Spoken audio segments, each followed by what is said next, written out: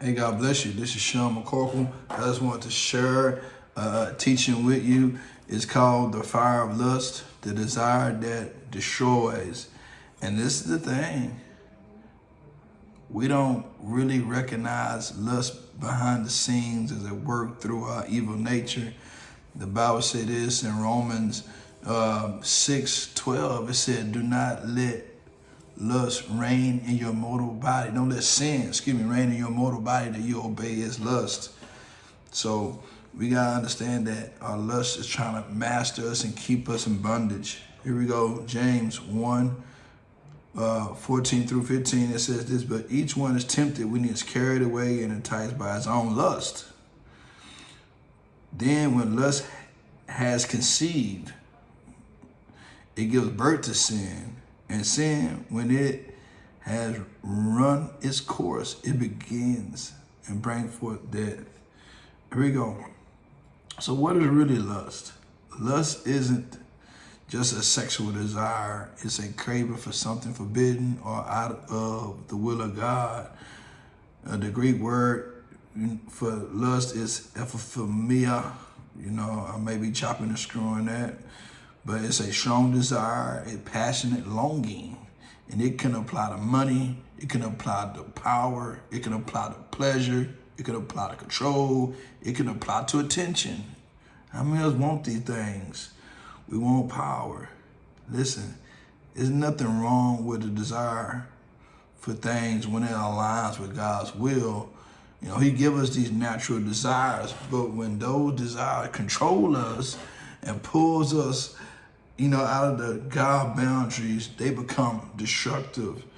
And this is the thing. Temptation always takes advantage of a God-given desire and it tries to satisfy in a God-forbidden way. Lust is counterfeit love.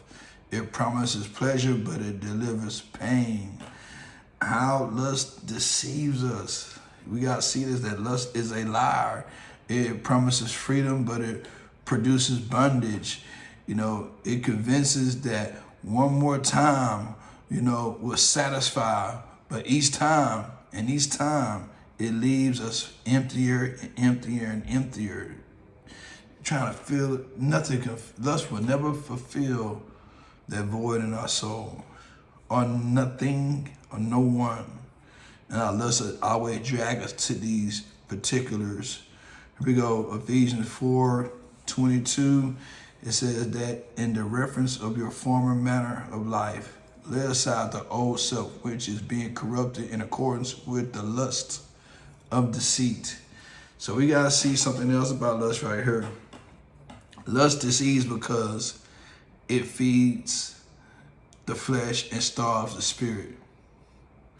That's why David said, the Lord is my shepherd, I shall not want. To stay in the sheepfold, the Lord gonna take care of our every need according to his riches and glory in Christ Jesus. That's what the Bible say, right? Here it is right here. It offers pleasure, but robs our peace.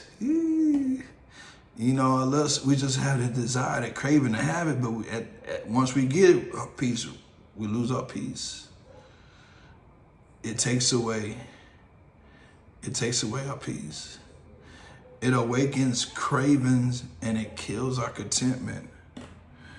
This is the thing. What you allow to control your thoughts will ultimately control your life. When lust dominates your mind, it builds strongholds and patterns of thinking that becomes addictions. Here it is right here. What begins as a fantasy becomes infatuation, and infatuation leads to action. See, we gotta be careful, because some of us we throw our money into these infatuations, our time, our life, at the expense of our family. Some of us living double lives because of infatuation, and it causes us to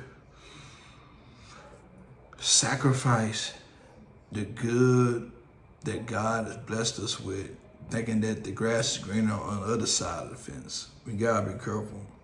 I want you to stay tuned to this teaching because it's a lot we gotta learn about lust. If we want to be free from, addiction, whether drug addiction, sex addiction, wanting to have power, wanting attention, control, maybe this teaching applies to you. If you like this video, please like, subscribe, and share. God bless you.